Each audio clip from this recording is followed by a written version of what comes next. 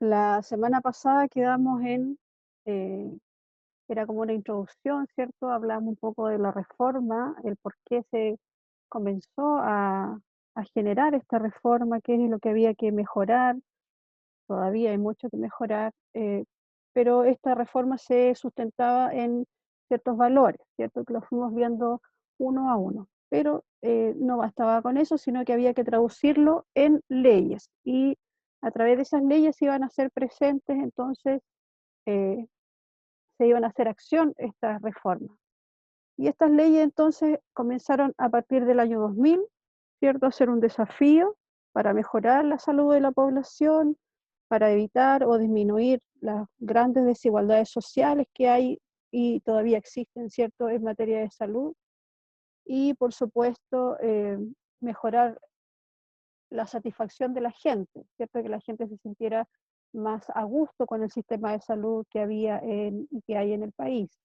Y por supuesto, y lo principal, mejorar esa calidad de atención hacia las personas, tanto en el sistema público como en el sistema privado. Entonces, se hicieron o se crearon estas leyes, no se escucha otra vez, Ahora sí, profe. pero se escuchó algo anterior. No, tuve un ratito sin voz y ahora se escucha recién. Pero era como una introducción nomás a lo que íbamos a empezar a ver hoy. Me avisen igual cualquier cosa, cambié el micrófono, cambié el audífono, digo, y aún así todavía están muy usados los audífonos de esta casa, todo, por todos lados hay profe y estudiantes, entonces ya los materiales se empiezan a fatigar. Bueno, me avisan si hay alguna interrupción en cuanto a la audición, ¿cierto? Más que nada era una introducción a lo que vamos a ver hoy. Vimos lo que era reforma, ¿cierto? Que había ciertos valores que impulsaron esta reforma y que estos valores se traducen finalmente en leyes, que son, como dice ahí, ¿cierto? Los pilares. Hay 5 leyes principales que son los pilares de esta reforma, que son los que vamos a ver hoy. Principalmente la ley 19.937, Autoridad Sanitaria y Gestión, y la ley 19.966, que tiene que ver con el régimen de garantías en salud, que se conoce como ley Auge, o bien digo, ley Auge.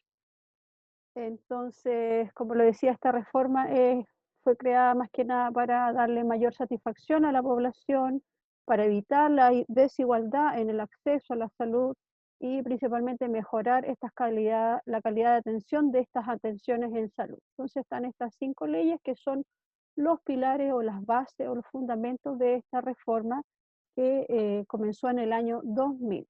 ¿Cierto? La primera que vamos a ver es la Ley de Autoridad Sanitaria y Gestión, ¿cierto? Está en el minsal.cl, 19.937. Modifica una ley antigua de 1979 que tenía que ver con la organización del sistema de salud que teníamos en el país, ¿cierto? Esta autoridad sanitaria, ¿cierto? Su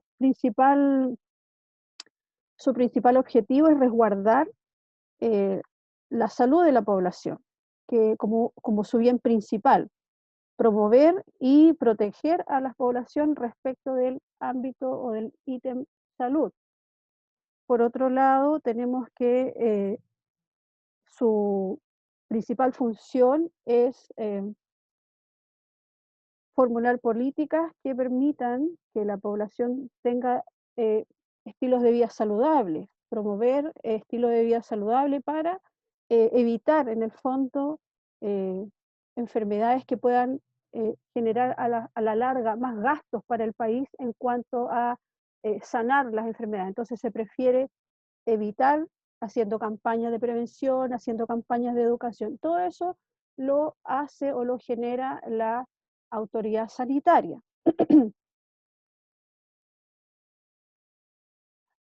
Personas en la sala de espera. Esta ley entonces, el principal objetivo es que la salud de la población sea desarrollada de manera integral, de manera eh, ideal, podríamos decir, ¿cierto? Y la constituyen, ¿cierto?, los CEREMIS y los servicios de salud pública.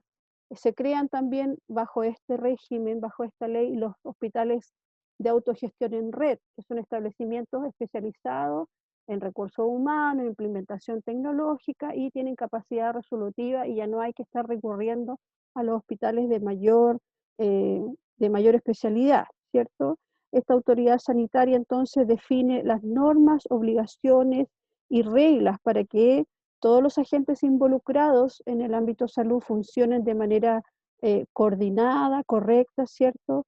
Tiene la función también de monitorear el cumplimiento de las normas, promover los derechos de las personas, resolver conflictos, cuando a veces ocurren conflictos entre los usuarios y los servicios de salud o los servicios médicos, ¿cierto?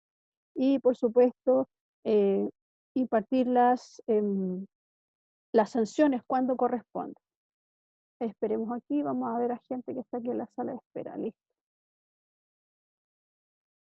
¿Cómo se organiza entonces el sistema público de salud? Está el ministerio, ¿cierto? Por un lado están los servicios de salud de los cuales dependen los hospitales. Por el otro lado están las municipalidades, los que tienen que ver con la atención primaria, los consultorios principalmente y las postas. La administración municipal entonces adquiere una relevancia importante en cuanto deja de ser centralizado el poder, ¿cierto? Ya adquiere un poder más regional de cada municipalidad para poder fomentar, ¿cierto?, la salud de cada municipio y aplicar las reformas que el ministerio define. Entonces, por un lado teníamos los servicios de salud. ¿Cuál es la función del servicio de salud? Tiene una función ejecutora, ¿cierto? Que tiene que llevar a cabo o llevar a la práctica las políticas ministeriales, ¿cierto? El ministerio da una orden, da una resolución y el servicio de salud es el encargado de que esas se cumplan o se realicen en la región. Y lo realiza entonces a través de su red asistencial. Salud, no sé quién es todo el mundo. Su red asistencial de hospitales y consultorios. Ese es el servicio de salud, por un lado.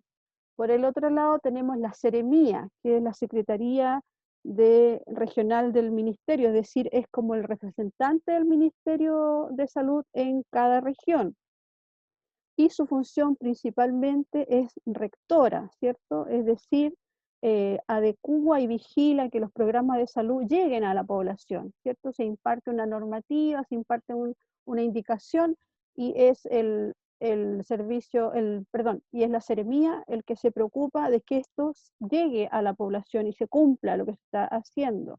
Canaliza los fondos para mejorar los establecimientos, ¿cierto? Tiene que ver con los recursos y también hace posible que la ciudadanía participe a través de actividades o formación o educación ciudadana, ¿cierto? Vela por el cumplimiento de las políticas y controla los servicios de salud, ¿cierto? Hay una estructura, ¿cierto?, que se reformó a través de esta ley y esto es lo que quedó después de esa reforma. Se ve un poco enredado, pero es más bien organizativo, es decir, puedo yo tener más orden en esta nueva estructura. Tengo el Ministerio de Salud, que por un lado teníamos entonces la Subsecretaría de Salud y por el otro lado la Subsecretaría de las Redes Asistenciales, que esto es la función rectora del ministerio, ¿cierto? Ejerce una función rectora, es decir, vigila y norma las condiciones de salud para el país en este caso. Después tenemos un segundo piso, un segundo nivel, donde están los entes fiscalizadores. Ahí encontramos al Instituto de Salud Pública, el ISP, encontramos la Superintendencia de Salud y encontramos la Seremía, ¿cierto? Son los encargados de vigilar, de fiscalizar. Y en el último piso, acá abajo, tenemos los que hacen las cosas y llevan a la práctica todas las indicaciones, que por un lado están FONASA, ISAPRES, los laboratorios de referencia, los prestadores privados, los asistencias públicas de salud, ¿cierto? El servicio de salud en red, y por acá tenemos el Senabas, que aporta lo que es insumos, y los hospitales autogestionados. Vamos a ir viendo cada uno de estos pisos, digamos, por separado. Tenemos la primera parte donde está el Ministerio de Salud, ¿cierto? Que como les decía, su función es rectora, es decir, dirige la situación, ¿cierto? Tiene una conducción política y técnica, ejerce liderazgo sobre los actores anteriormente mencionados, ¿cierto? Sistema público y privado, comprende entre ellos, ¿cierto? O de él dependen, de él salen como dos brazos eh, organizativos, ¿cierto? Por un lado, la Subsecretaría de Redes Asistenciales, que tiene que ver con la organización de los sistemas y prestaciones de servicios. Vigila principalmente a los que realizan las labores. Recuerden que en el último escalón, ¿cierto? Estaba la parte ejecutora. Entonces, la Subsecretaría de Redes Asistenciales es quien debe vigilar que ellos hagan su pega en el fondo. Por el otro lado tenemos el otro brazo, está la Subsecretaría de Salud Pública. Ellos tienen que ver con las leyes relacionadas con la promoción y protección de la salud, ¿cierto? Ellos más bien tienen una función de promoción para la salud de la población. Y después los consejos. En el segundo piso está la fiscalización o los entes que tienen que ver con la fiscalización, está el ISP, ¿cierto? El Instituto de Salud Pública, donde tenemos laboratorios de referencia, de análisis, las vacunas, se hace el control de calidad de los alimentos, se preocupan de la salud medioambiental. Después tenemos la Superintendencia de Salud, que son los que están, digamos, como encima, vigilando el funcionamiento de las ISAPRES, de FONASA, si hay alguna irregularidad, tienen que estar vigilando ellos. Después también ellos fiscalizan o vigilan a los prestadores, y esto para una materia que viene ya después, más adelante, tiene que ver con la acreditación y la certificación de esa acreditación, y también fiscaliza el sistema de atención pública y privada.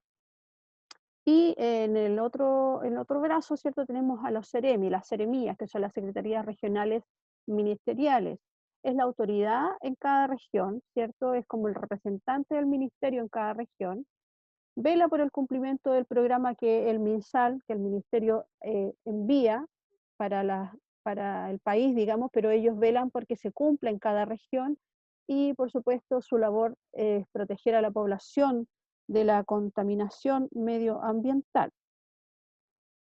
Y en el último escalón o en el último piso tenemos a los ejecutores, los que realizan las labores. Son instituciones y organismos que prestan los servicios, ¿cierto? FONASA regula que las personas tengan una seguridad social en el sector salud, ¿cierto? En el sector público en este caso.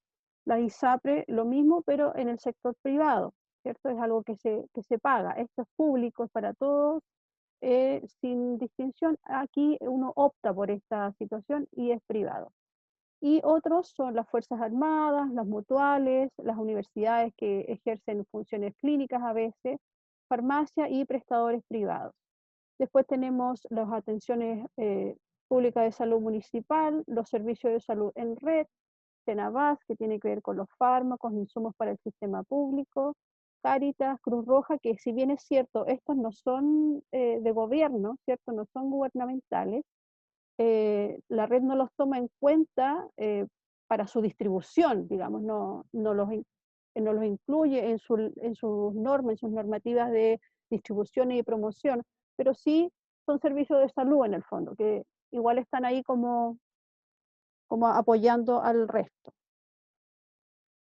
Ya, eso en cuanto a lo que es la ley de autoridad sanitaria. Ahora vamos a ver lo que es la ley 19.966, se llama Régimen General de Garantías en Salud, y eso es la llamada ley AUGE, que ahora se llama GES. Cuando comenzó se llamaba AUGE, Acceso Universal a Garantías Explícitas en Salud. Hoy en día se llama GES.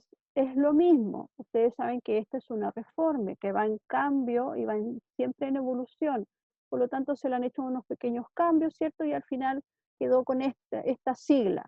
Pero es lo mismo auge que GES. Obviamente tiene en la actualidad muchas mejoras, ¿cierto? Está ido mejorando en el camino, pero a veces cuando recibimos nosotros paciente o algún familiar que por alguna situación lamentable tiene que entrar a este plan, uno dice, o el paciente le dice, sabe que yo estoy en la ley AUGE, y uno después le porfía y dice, no, es la ley GES. No es necesario porfiar con los pacientes o con que nosotros tengamos clara la película, estamos bien, ¿cierto? GES significa garantía explícitas en salud, ¿cierto? Por eso ahí está las dos siglas o las dos palabras puestas, porque son lo mismo, obviamente en la actualidad con muchas más mejoras. Entonces, esta ley, ¿cuándo se convirtió en ley? En septiembre de 2004, pero comenzó a regir. Ustedes saben que para que una ley empiece a regir en el país, tiene que ser promulgada y publicada en el diario oficial. Comenzó a regir el 1 de julio del 2005, en ese entonces con 25 patologías. Es decir, del 2005 a los 2020, que ya estamos, han pasado 15 años, y estas patologías que eran 25 en un comienzo, hoy por hoy son muchas, muchas más, y se han ido actualizando, se han ido aumentando en el tiempo. Lo que les decía yo hace un rato, ¿cierto? Auge y GES son lo mismo, tiene que ver con garantías que se le dan a los usuarios respecto de ciertas patologías. Entonces, esta ley tiene que ver con que hay un plazo para cumplir con la cobertura del paciente, ¿cierto? Hay ciertas garantías que se le deben dar, condiciones para que el paciente sea protegido frente a esta enfermedad, y eso está claramente estipulado en la ley. Y eso es lo que de repente es un poco engorroso de explicarle al paciente, hasta nosotros mismos de repente tenemos que estar mirando con mucho detalle, porque hay ciertas patologías que están muy restringidas en cuanto a tiempo, en cuanto a edad, en cuanto a, no me recuerdo bien así con detalle en este momento, pero es importante que tengamos claro que hay ciertas, ahí dice, en la forma y condiciones que determine el decreto correspondiente, es decir, eh, cáncer de colon, por ejemplo, cubre a los pacientes desde tal edad a tal edad. O sea, si el paciente está fuera de ese rango, lamentablemente no lo cubre la ley. Y eso es lo que hay que de repente estar como bien pendiente y ver de qué se trata cada enfermedad, o qué parte importante de detalle saber de cada enfermedad que está cubierta por esta ley. Como les decía en un principio, ¿cierto? En julio del 2005 comenzó a regir esta ley con 25 patologías. Al año siguiente aumentaron a 15 patologías, o sea, aumentaron 15 patologías más, es decir, ya teníamos 40 patologías aquí cubiertas por el auge. Luego, en el 2007, nuevamente se incorporan 16 patologías más. Al 2010, 13 patologías más. El 2013, 11 nuevas patologías, llegando a 80 la cobertura de esta ley. Y tarea para ustedes, ¿cuánta es la actualidad? ¿Cuántas son las enfermedades que cubre el GES o el auge? Esa es tarea para ustedes. Hasta el 2011, hasta el 2013 había 80. Y del 2013, ¿cuándo fue la nueva vez que se aumentaron más patologías? Ahí ustedes lo revisan cuando tengan algún ratito. Bueno, entonces, como le decía, está esta ley de garantías generales en salud, ¿cierto? Y esta ley tiene como 4 accesos o 4 garantías especiales que se tienen que dar al paciente. Y estas garantías son garantía de acceso, garantía de calidad, garantía de protección financiera y garantía de oportunidad. ¿A qué se refieren o qué significa cada una de estas garantías? La primera, que es garantía de acceso, tiene que ver con que por ley, ¿cierto?, la prestación de salud, las personas deben ser atendidas para la enfermedad incluida en ese ley, en ese plan, ¿cierto? Es decir, si la persona, su enfermedad está incluida en ese plan auge o en el plan G, debe tener derecho a la atención que corresponde, sin importar si el paciente tiene FONASA, tiene ISAPRE o qué sé yo. Luego tenemos la garantía de oportunidad. ¿Qué significa eso? Que desde el momento que el paciente ingresa al sistema, se debe cumplir con ciertos plazos establecidos. Es decir, no se puede dejar un paciente esperando, como lamentablemente tenemos a veces por años, una cirugía, una biopsia o una atención, ¿cierto? si desde el momento que el paciente es diagnosticado y entra al sistema, ese es un punto importante. Una cosa es que el paciente sea diagnosticado con una enfermedad que es parte de la ley GES y otra es que esa situación entre en el sistema, ¿cierto? Ahí yo les voy a explicar más adelante cómo es esa parte. Entonces, desde el momento que el paciente entra a este sistema, entra a la ley GES, deben cumplirse ciertos plazos que están estipulados para cada enfermedad en forma concreta, ¿cierto? Eso se refiere con la garantía de oportunidad. Luego tenemos la garantía de protección financiera. ¿Qué significa eso? Que la cancelación o el copago de la prestación en este caso, ejemplo, la persona eh, tiene un cáncer de mama y tiene que hacerse un examen. Si la persona se atiende en el sistema público, ¿cierto? De FONASA A o B, no paga nada, cero. Si la persona es C, paga el 10%.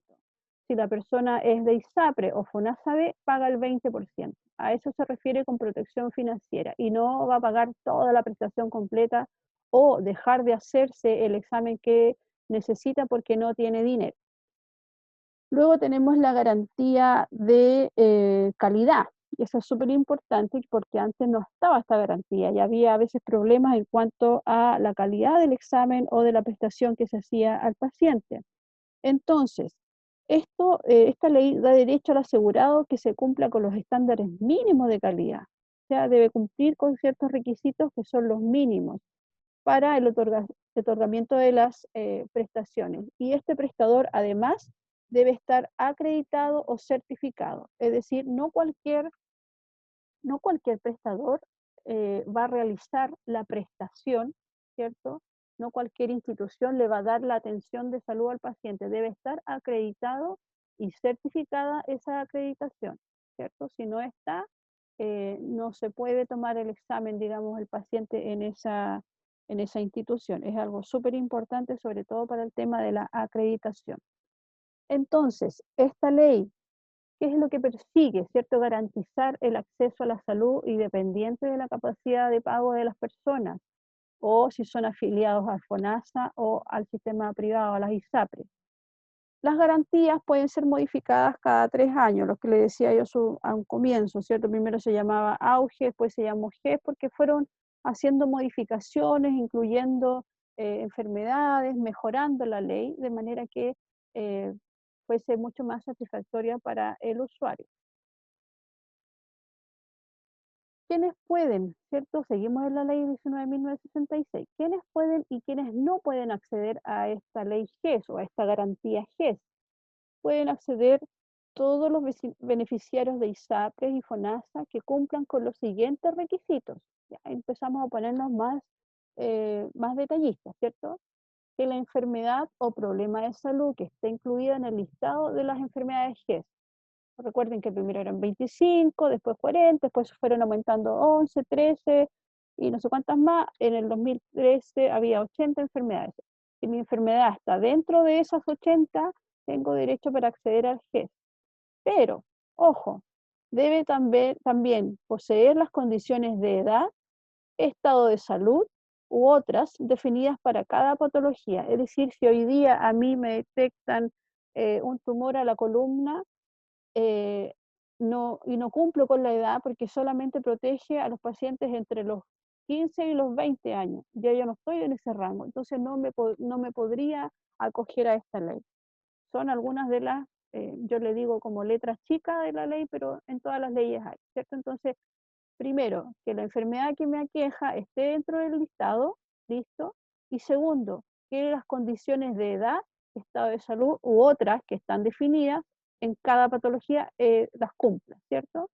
Y tercer punto, ¿cierto? Para poder atenderme o tener acceso a esta ley, tener el beneficio de esta ley, ser atendido en la red de prestadores que determine la ISAPRE o FONASA, ¿cierto? No puedo ir a atenderme a cualquier clínica o a cualquier hospital, o sea, puedo ir, pero si voy a perder los beneficios de la ley, ¿cierto? Si yo quiero acogerme a los beneficios de la ley GES, cumplo con estas dos condiciones, debo atenderme en los prestadores que me indique, ya sea mi ISAPRE o mi FONASA, ¿cierto? Mi FONASA me dice, ya vaya usted al hospital Juan Noé y ahí le van a atender, listo. O mi ISAPRE me dice, ¿sabe qué? Vaya a la clínica Las Lilas, porque ahí solamente no puede ir usted a la clínica Tabancura, tiene que ir a la clínica Las Lilas porque esas son las que corresponden a su ISAPRE. Esas son como las condiciones un poco limitantes de la ley. Quienes no pueden acceder a esta ley, también hay quienes no pueden, ¿cierto? Los usuarios afiliados a instituciones de seguridad social de las Fuerzas Armadas, Carabineros, tales como DIPRECA o CAPREDENA. Ellos tienen sus propios hospitales y centros de salud Entonces, y, dígame, ¿de qué depende que nos envíen a una u otra clínica? de esto.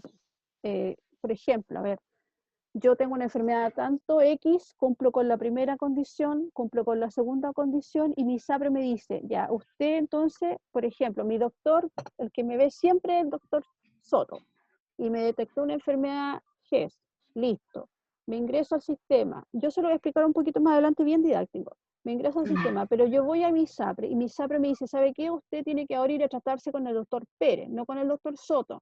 Pero es que yo quiero ir con el doctor Soto. No, porque yo como ISAPRE le designo, eso es lo que estaba en pelea hace un tiempo, me designan ellos a un prestador. Esa es como Eso es sí, dígame, arbitrario entonces. ¿perdón? Entonces eso sería arbitrario, dependiendo de mi ISAPRE. Sí, dependiendo de cada ISAPRE y de cada patología y de que el prestador esté acreditado. Eso también es importante.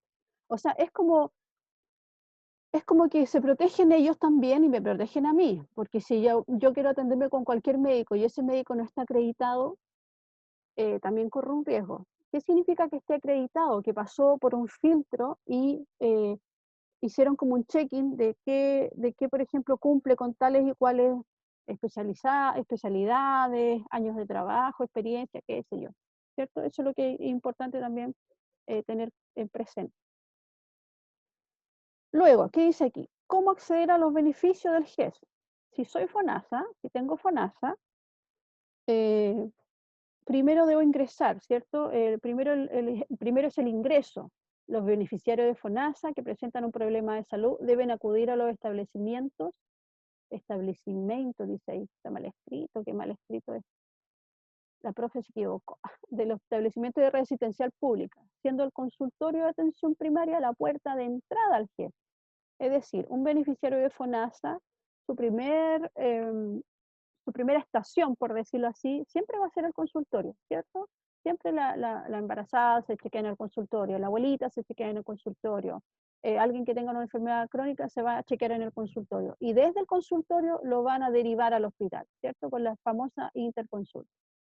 Luego se hace el diagnóstico, ¿cierto? El médico hará el diagnóstico correspondiente verificando si se trata o no de una enfermedad GES. Y ahí recién es ingresado al sistema, lo que se llama el sistema, ¿cierto? Entra como al sistema GES. Luego, si es necesario, un médico especialista, si es necesario, un médico especialista puede confirmar ese diagnóstico, prescribir un tratamiento y derivarlo al establecimiento que corresponde. Es decir, yo me voy al consultorio, voy a todos mis controles como siempre, y de repente me detectaron, por ejemplo, hipertensión. Eso está dentro del GES. Me detectaron hipertensión. El médico, que puede ser el mismo del consultorio, ¿cierto? Porque hipertensión no es tan complicado, no es necesario que yo vea a un especialista, pero ahora le vamos a poner que sí para que hagamos el ejemplo. Ya, el médico me diagnostica hipertensión, ¿cierto? Me ingresa al sistema, entre comillas, vamos a nombrar eso hartas veces. Me ingresa al sistema. Entonces yo paso a ser una paciente GES. ¿Por qué? Porque tengo una enfermedad GES y cumplo con todos los requisitos. Y desde ahí me va a decir, ¿sabe qué? Vayas al hospital, tiene que ir allá a hacer su control. En el hospital me vuelven a atender, me confirman.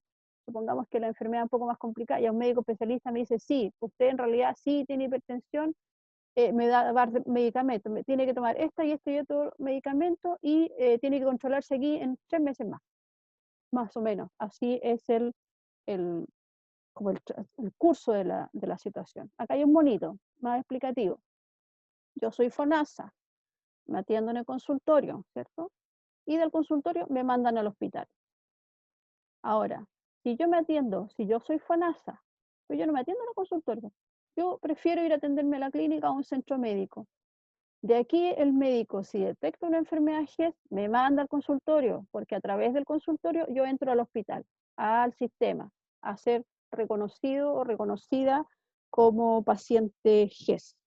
Ese es como un poco para poder yo hacer exigencia de estas garantías, ¿cierto? Debo atenderme, hacer todo. Si yo no me atiendo en consultorio, debo seguir este otro camino. Consultorio, o sea, clínica o centro médico, consultorio y hospital. Si yo sí me atiendo en consultorio, del consultorio directo paso al hospital. Es como más fácil la puerta de entrada para ahí, por ahí si es una patología GES. Ahora, ¿qué pasa con los beneficiarios de ISAPRE? Es la misma historia parecida. Ya dice, ingresa, en caso de diagnóstico de una patología GES, el beneficiario debe dirigirse a una sucursal de su ISAPRE, hacer presente su condición y completar un formulario, es decir, hacer un papelito como una declaración. ¿Cómo se diagnostica si hay una enfermedad GES? La ISAPRE designa un prestador que se encuentra dentro de su red de prestadores establecidos para ese efecto. ¿Cómo se confirma esa patología GES? El prestador de la red verificará que el diagnóstico se cumple, y si se cumple el diagnóstico, verificará el diagnóstico y si se cumple con las condiciones de acceso a esta ley, ¿cierto? Y la ISAPRE lo derivará al establecimiento de la red que proporcionará el tratamiento. Ejemplo, partamos de nuevo con la hipertensión, ¿cierto? Yo soy hipertenso, en uno de los miles de controles que fui a hacerme a cualquier otro doctor, me detectó hipertensión. La hipertensión está dentro de la ley GES. Él me da un documento que dice que yo soy GES. Voy con ese documento a la ISAPRE. La ISAPRE me ingresa a este sistema, ¿cierto? Y ellos me dicen, ya, usted ahora es paciente GES porque tiene hipertensión, acá su médico de cabecera me lo dijo a través de este documento. Ahora usted, como es ley GES, se va a ir a atender con el médico X, que es el que yo como ISAPRE le designo. Y ahí recién voy a entrar, digamos, a poder hacer uso de estas garantías. No es que yo me siga atendiendo con mi doctor de cabecera, es el médico que la ISAPRE me designa, porque la ISAPRE así se asegura, digamos, que el paciente va a seguir dentro del sistema. Esa parte es un poco como burocrática. Otro monito para explicar lo mismo, ¿cierto? Estos son los de ISAPRE. El médico detecta, ¿cierto?, que hay una patología GES, notifica, ¿cierto?, entrega un documento, con ese documento el paciente va a la ISAPRE, y la ISAPRE le dice, ¿sabe qué? Según nuestros registros, a usted le corresponde este médico o este prestador o esta clínica para que cubramos su tratamiento, y el paciente ahí se dirige a ese otro prestador, a esa clínica, para que le dé el tratamiento GES y quede todo garantizado. ¿Qué pasa ahora si la patología está cubierta por el GES? No, ¿qué patologías están cubiertas por el GES? Si mi patología está cubierta por el GES, debo pagar lo mismo que hablábamos hace un rato, ¿cierto? Si soy FONASA A o B, no pago nada. En el hospital no se paga nada. Si soy FONASA C, pago un 10%. Si soy FONASA D o soy de ISAPRE, pago un 20%. Pregunta. ¿Qué pasa si la patología que me aqueja es de alto costo y no está en el GES? Aquí hay un dibujito, ¿cierto? El caballero no era tan bonito como este dibujo, pero la ley Ricarte-Soto, ¿cierto? Es un sistema de protección financiera que garantiza la entrega de financiamiento para diagnóstico y tratamientos en enfermedades de alto costo. Esta ley se llama Ricarte-Soto, ¿cierto? Es la ley 20.850. Se promulgó en junio de 2015, rinde homenaje a este caballero, ¿cierto? Que luchó mucho porque tenía una enfermedad ahí de alto costo y se dio cuenta de la gran cantidad de dinero que se debe pagar para poder tener una atención digna de salud.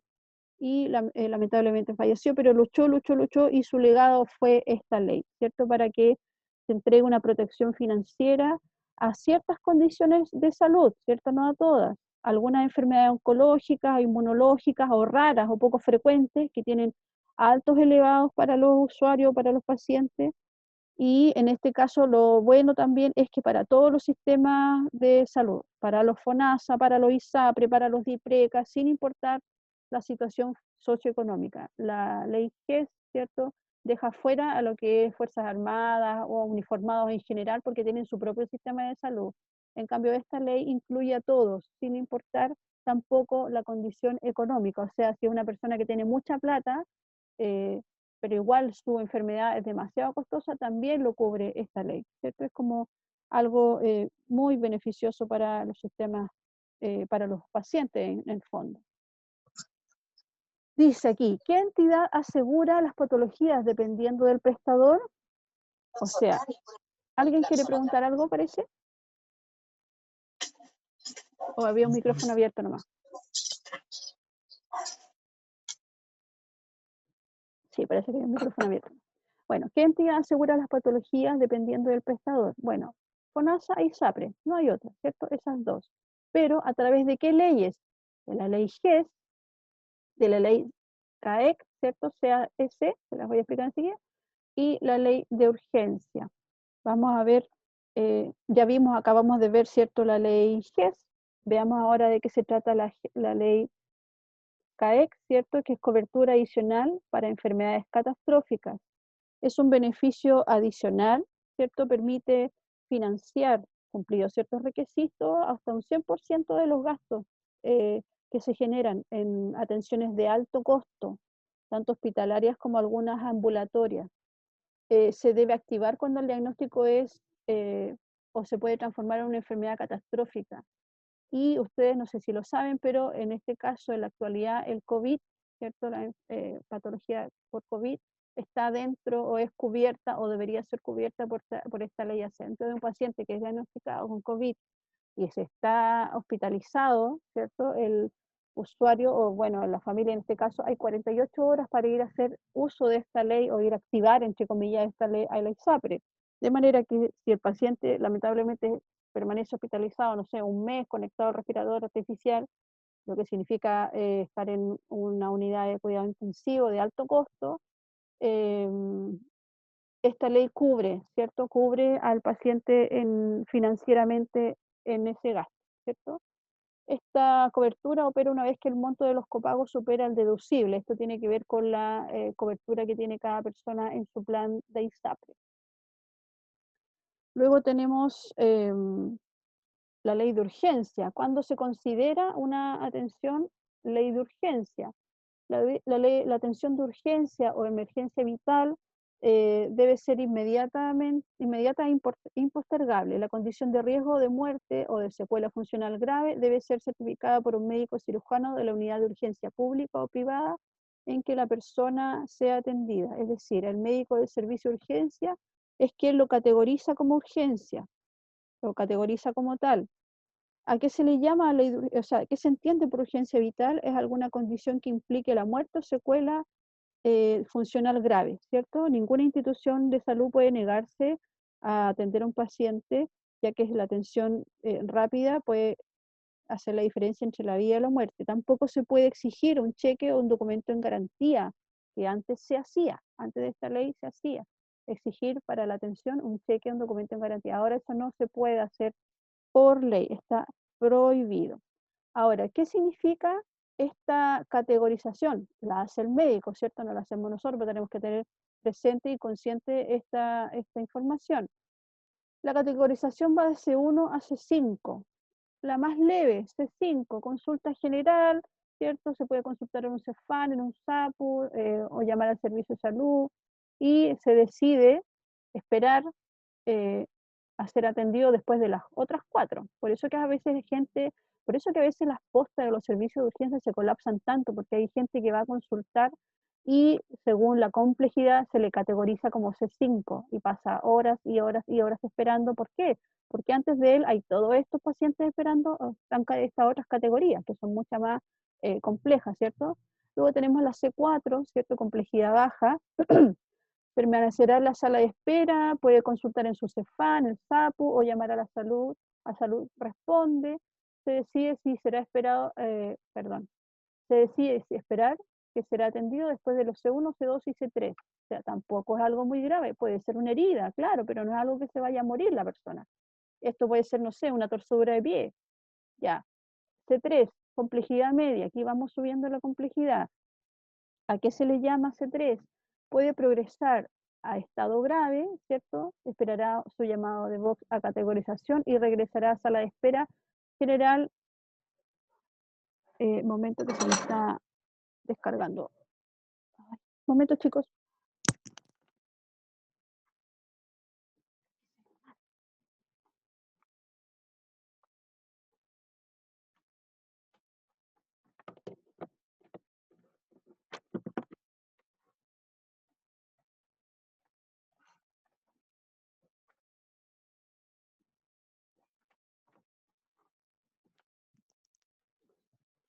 sorry. Tenía siempre el cargador a mano y ahora estaba por otro lado. Ya. C3 dice, esperará el llamado de Vox a categorización y regresará a la sala de espera general o hasta que el médico lo llame. Complejidad media, no sé, puede ser una caída, un golpe en la cabeza, pero el paciente no perdió la conciencia, pero está ahí, como se dice, entre el tongo y los virus. Después, C2, paciente grave, y aquí estamos más complicados. Sin riesgo vital inminente. Se requiere evaluación médica urgente. Debe ser necesario pasar a un box y atención de espera y evaluación médica. Ya aquí tenemos, no sé, un accidente más grave, donde sí hay pérdida de conciencia, a lo mejor donde hay una fractura expuesta grande, etc. Y después tenemos el C1, que es paciente grave, perdón, con un riesgo vital inminente, ¿cierto? Se pasará inmediatamente al box y aquí requiere reanimación y trabajo de todo el equipo médico importante. Entonces, esas son las categorizaciones que tienen que ver con la ley de urgencia. ¿Qué otros beneficios incluye el GES? Algo que no lo sabemos, pero porque uno relaciona el GES generalmente con enfermedades complicadas, enfermedades caras, enfermedades largas. Pero existen más beneficios dentro de esta ley. ¿Cuáles son? Que todas las personas tienen derecho una vez al año, en forma gratuita, a realizarse un examen de medicina preventiva para detectar a tiempo ciertas patologías dependiendo del problema de salud, ¿cierto? Y, por supuesto, tenga acceso a fármacos gratuitos si la condición lo requiere. ¿Qué sucede si la ISAPRE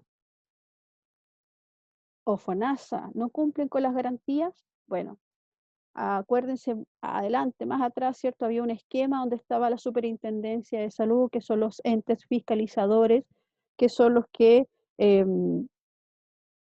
tienen que ver con hacer cumplir las leyes, hacer cumplir las normas, ¿cierto? Si FONASA o la ISAPRE no cumple, debe hacer el paciente, el usuario debe hacer uso de este derecho a reclamo, por decirlo de una manera, ¿cierto? Y recurrir a la Superintendencia de Salud. Es lamentable que exista esta situación porque debería cumplirse tal cual, ¿cierto? Sin necesidad de que haya alguien que te esté recordando que tienes que cumplir o que haya que cumplir con lo que la ley nos dice, ¿cierto? Respecto al ámbito salud. Y alguien que viene recién entrando a la sala. Y por último, tenemos, ¿cierto?, los desafíos de la autoridad sanitaria para esta época. O sea,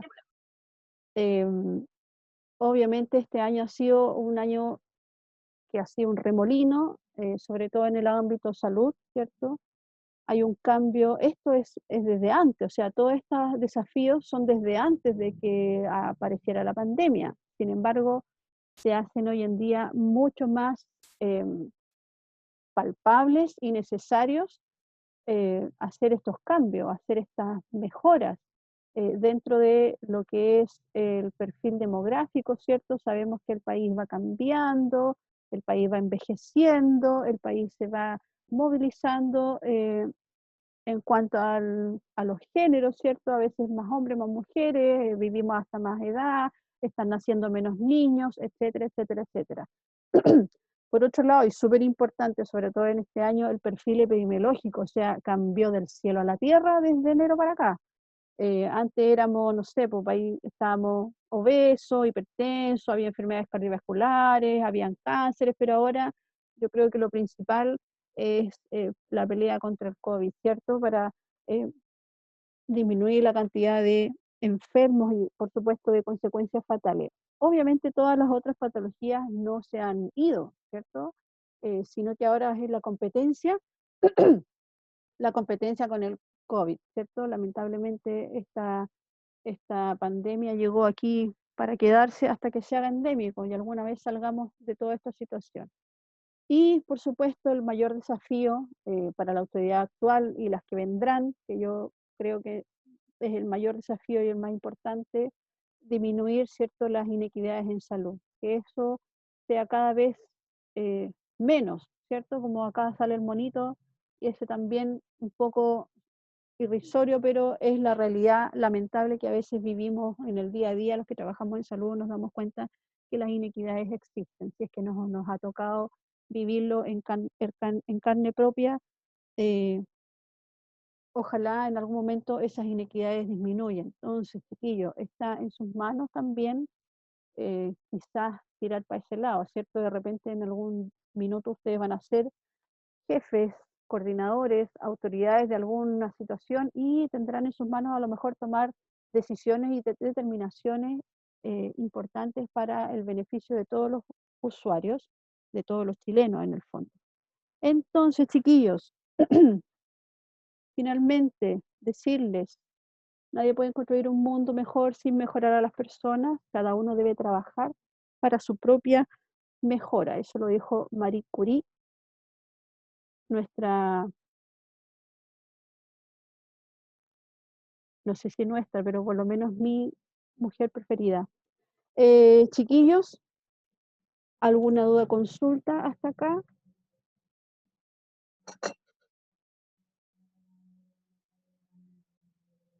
Yo de repente hablo muy rápido, así que cuando lo graben, o sea, cuando yo